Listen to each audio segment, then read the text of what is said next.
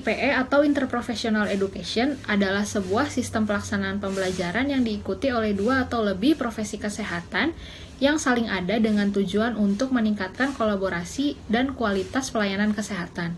Menurut WHO, IPE merupakan suatu proses yang dilakukan dengan melibatkan sekelompok mahasiswa ataupun profesi kesehatan yang memiliki latar belakang yang berbeda dan melakukan pembelajaran bersama dalam suatu periode tertentu.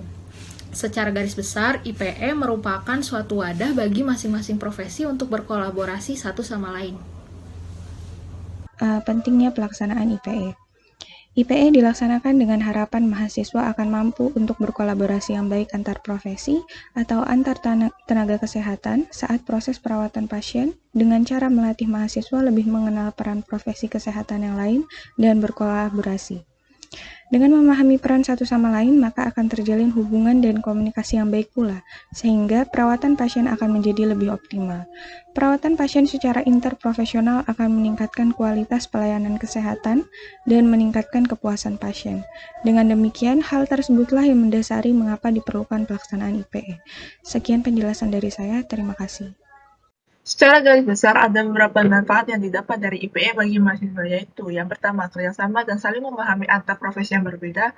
Yang kedua, meningkatkan kemampuan problem solving dan pengambilan keputusan. Yang ketiga, wawasan baik secara individu maupun kelompok lebih matang dan terbuka akan informasi baru.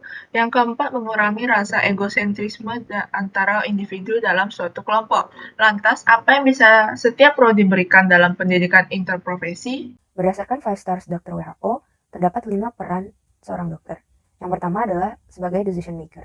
Seorang dokter berperan sebagai pengambil keputusan dalam memilih penanganan atau terapi yang paling tepat untuk pasiennya. Pemilihan terapi atau penanganan tersebut tentunya dipilih sesuai dengan situasi dan kondisi pasien. Dalam tim, peran tersebut akan menentukan penanganan pasien. Peran kedua adalah sebagai communicator.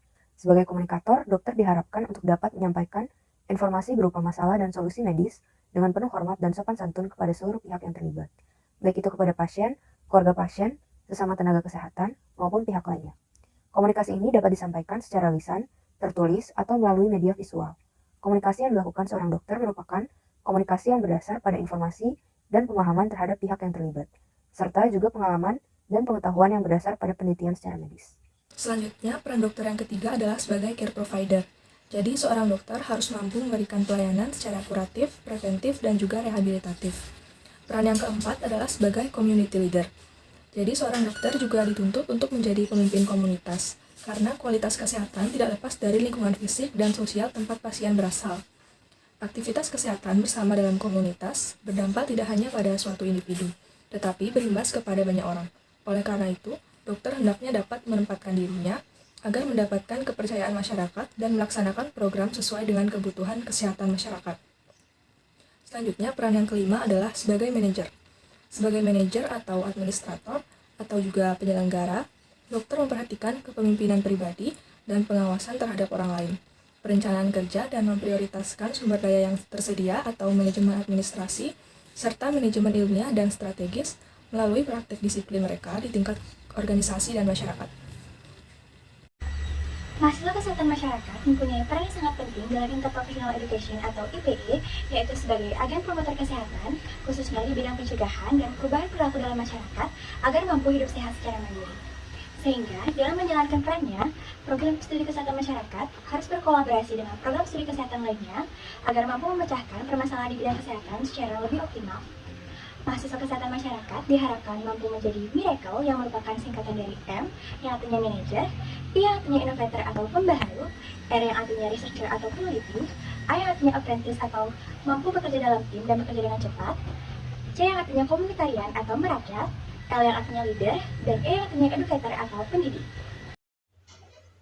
Oleh karena itu, dalam melakukan kolaborasi antar profesi, kesehatan masyarakat mempunyai peran. Yang pertama yaitu sebagai manajer, di mana kesehatan masyarakat dapat berperan dalam pengorganisasian kerja dalam tim, dikarenakan prodi ini mempelajari ilmu manajemen yang dapat diaplikasikan dalam pembagian tugas kerja, sehingga pembagian kerja diharapkan dapat lebih merata dan mencegah adanya overperformance antar tenaga kerja. Yang kedua yaitu sebagai inovator atau pembaru, yaitu dapat menjadi agent of change terhadap perubahan perilaku di masyarakat melalui informasi yang inovatif inovatif dan dapat diterima oleh masyarakat. Yang ketiga yaitu sebagai researcher atau peneliti, yaitu pada pengidentifikasian masalah kesehatan dalam tim, kesehatan masyarakat dapat membantu tim dalam menentukan prioritas masalah dengan sudut pandang yang lebih luas. Dan yang terakhir yaitu sebagai edukator atau pendidik, di mana program studi kesehatan masyarakat memiliki peran dalam mengedukasi masyarakat agar mau, tahu, dan mampu dalam berperilaku hidup sehat dan mampu membantu dalam menerapkan paradigma sehat yang baik dalam masyarakat.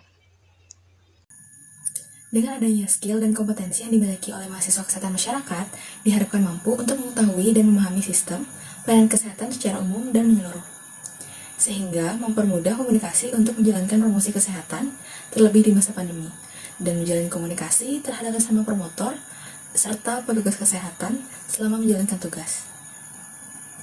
Dengan skill manajemen mahasiswa kesehatan masyarakat, mampu menghindari kelalaian yang mungkin akan terjadi ke depannya, dan mampu dalam meningkatkan derajat kesehatannya dan tidak lagi ada kesalahpahaman maupun paradigma yang salah dari masyarakat terhadap suatu penyakit. Peran prodi psikologi dapat dilihat dari beberapa sudut pandang. Di antaranya, psikologi dapat berperan dalam memberikan pelayanan kesehatan psikologis terhadap pasien yang diatur oleh kode etik profesi secara profesional dalam memberikan pelayanan kesehatan psikologis pada pasien. Psikologi juga dapat berperan secara langsung dalam menanggapi setiap respon dan stimulus yang diberikan oleh pasien selama proses pengobatan dan perawatan berlangsung. Jika diperlukan, pendampingan dan pendekatan pasca pengobatan dapat dilakukan. Selain itu, psikologi juga dapat membantu sekelompok tenaga kesehatan dalam menjalankan tugasnya. Bantuannya dapat berupa pemberian pemahaman strategi coping terkait stres, dan juga konseling bagi para tenaga medis yang bertugas. Pemberian informasi mengenai strategi coping stres dan menyediakan layanan konseling untuk tenaga kesehatan sangat diperlukan, mengingat tenaga kesehatan memiliki tingkat kemungkinan stres akibat kelelahan atas pekerjaan yang dilakukannya setiap hari. Psikologi juga dapat melakukan analisis beban kerja pada tenaga kesehatan yang bertugas, untuk menghindari adanya beban kerja yang berlebih dari setiap tenaga kesehatan yang ada. Psikologi juga dapat menjadi penengah konflik yang terjadi di antara tenaga kesehatan dengan menjadi komunikator yang baik di antara tenaga kesehatan yang bertikai, serta harus objektif dalam menilai setiap permasalahan yang ada. Farmasi memiliki peranan utama dalam menyediakan obat-obatan serta alat kesehatan lainnya yang digunakan untuk terapi pasien, serta untuk membantu tenaga kesehatan lainnya dalam mengerjakan tugasnya. Selain itu, dalam mengemban tugasnya, seorang farmasi juga harus bisa menerapkan poin-poin pada 10 star of pharmacist. Di antaranya yakni caregiver, yakni seorang farmasi harus mampu memberikan pelayanan yang baik dan ramah terhadap pasien dan orang-orang di sekitarnya. Decision maker, yakni seorang farmasi harus mampu mengambil sebuah keputusan atau tindakan yang tepat bila dihadapkan oleh suatu kondisi atau permasalahan. Communicator, yakni seorang farmasi harus mampu menjadi salah satu jembatan penghubung antara pasien dengan tenaga kesehatan maupun dengan sesama tenaga kesehatan, terutama dalam hal obat-obatan. Selanjutnya ada peran farmasi sebagai leader, yakni seorang farmasi harus memiliki sifat kepemimpinan jika diperlukan dalam kelompok untuk mampu menciptakan situasi kerjasama yang ideal sehingga dapat meningkatkan keefektifan terapi. Lalu ada peran farmasi sebagai manajer, yakni seorang farmasi harus mampu memanage sumber daya dan informasi yang diberikan untuk dapat memecahkan suatu masalah yang dihadapi. Lalu ada long live learner, yakni seorang farmasi harus terus mengupdate pengetahuannya akan hal-hal atau fenomena baru yang ada di dunia. Dan yang terakhir ada agent of positive changes, yakni seorang farmasi harus ikut serta dalam menciptakan perubahan positif pada lingkungan di sekitarnya.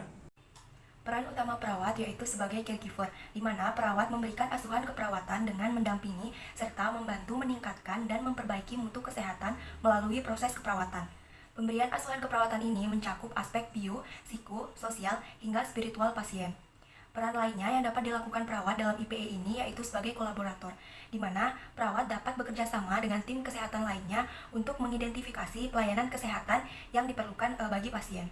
Peran fisioterapis yakni memberikan penanganan yang berhubungan dengan gangguan fungsi dan gerak tubuh, baik itu memperbaiki, mengembangkan, serta memelihara fungsi dan gerak tubuh manusia sepanjang daur kehidupan baik mulai dari bayi hingga lansia.